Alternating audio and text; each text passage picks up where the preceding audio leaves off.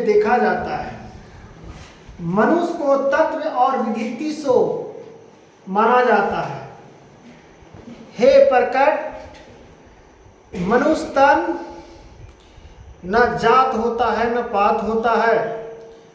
रामायण, महाभारत, श्रीमद् भागवत गीता या किसी वेद पुराण को देख लीजिए, किसी में जात पात का वर्णन नहीं किया है। किसी का भक्ति से कोई धर्म से किसी को रोक नहीं सकता है। अपना धर्म, अपना विजय अपना प्राप्त कर सकता है। सब श्रीमद् भागवत गीता में, रामायण में, जैसे आप बजरंगबली जी को देखिए, बलवान महावीर हनुमान, अंजनी पुत्र हनुमान, नाम लेने से कितना विचलित मन होती है, कितना आकांक्षा दिल में पैदा होती है, कितना भावनाओं पैदा होती है।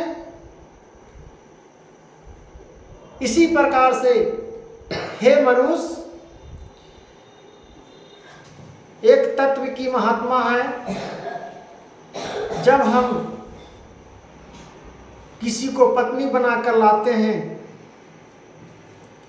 उसको कौन दृष्टि से देखते हैं? अपना पत्नी को, अपना पत्नी को स्वयं आप नहीं अच्छे दृष्टि से देखिएगा, आप स्वयं उसको आप रक्षा नहीं करिएगा, तो आपको पत्नी का कौन रक्षा करेगा? उसी प्रकार से है कि अपने हृदय में आत्मा को, खुद अपने आप को विचलित करना होगा और ज्ञान को मत बुद्धि नहीं बनने दीजिए। ज्ञान को अपना बढ़ाइए, आप ज्ञान को प्राप्त करिए।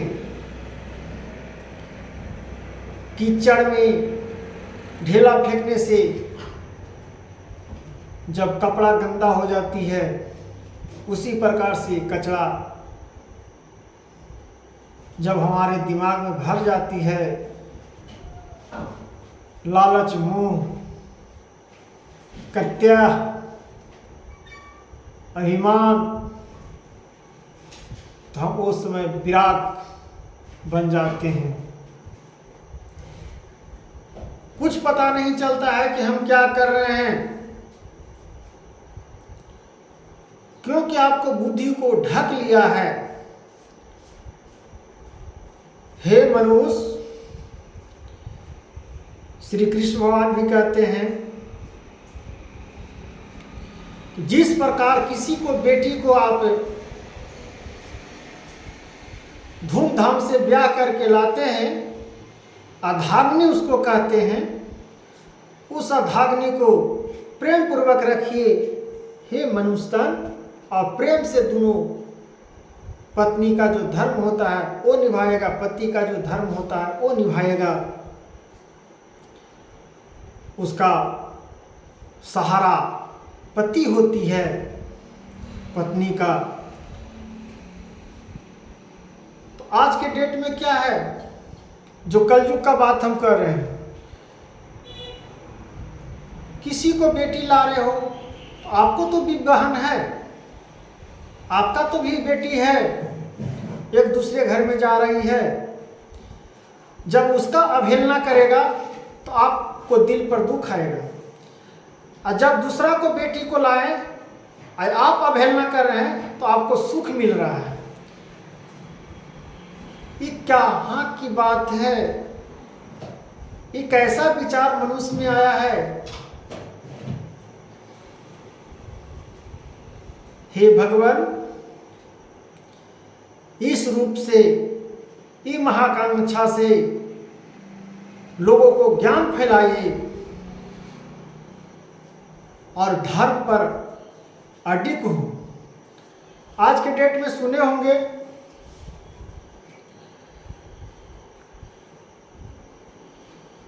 कि जिस प्रकार से अपना बेटी को माता पिता विदा करते हैं, भाई बहन पूरे परिवार जब एक दूसरे घर में लड़की जाती है, वहाँ का वातावरण नहीं समझ में आता है, किस माहौल से कैसे वहाँ रहना है नहीं रहना है। सब लड़कियों को, कन्या को, बेचारी को हर प्रकार से माइंड में टेंशन चलते रहता है, दिल घबराते रहता है। फिर भी वो अपना हिम्मत को हारता नहीं है और दूसरे घर में स्वयं उनकी माता पिता शादी करके विदा करते हैं। तो हम उसी एक प्रेरणा देते हैं कि उस समय जब विदाई होता है लड़की का, तो माँ का, पिता का, भाई का, बहन का, पूरे परिवार को आंखों से आंसू भर आते हैं। आंसू से आंख भरे हुए अपना लाडली बेटी को एक दूसरे के हाथ में थमा देते हैं और विदा कर देते हैं। हे निर्बल मनुष्य, मनुष्य तन बहुत सौभाग्य है। तो जिस प्रकार से वो अपना बेटी का विदा करता है, कलेजा पर पत्थर रखकर, हिम्मत रखकर, और दूसरे घर में जाती है, तो सुने हैं कि उसको ननद ताना, सास ताना, देवर ताना, उसका से बढ़ जो होता है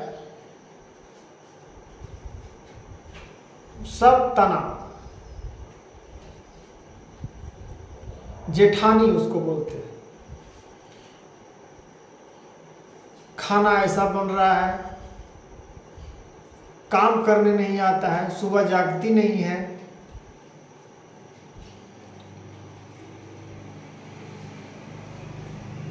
अरे भाई कम से कम तो समझो कि जो लक्ष्मी के लाई है अपने घर में किसी बेटी को, वो अपना घर का माहौल तो पूरा जानती है, तो उसको भी जानने का मौका दीजिए, सिखाइए, बताइए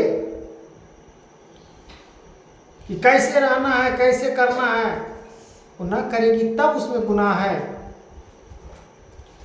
अपना बेटी को वहां भेज दिया तो आपका तो बेटी उसी प्रकार से करेगा, तो आपको भी बेटी का उस तरह से दुराएगा। और जब फोन करेगी, माँ इस प्रकार से हमको सास ससुर ननद गाली दे रहे हैं, उस समय कैसा लगेगा?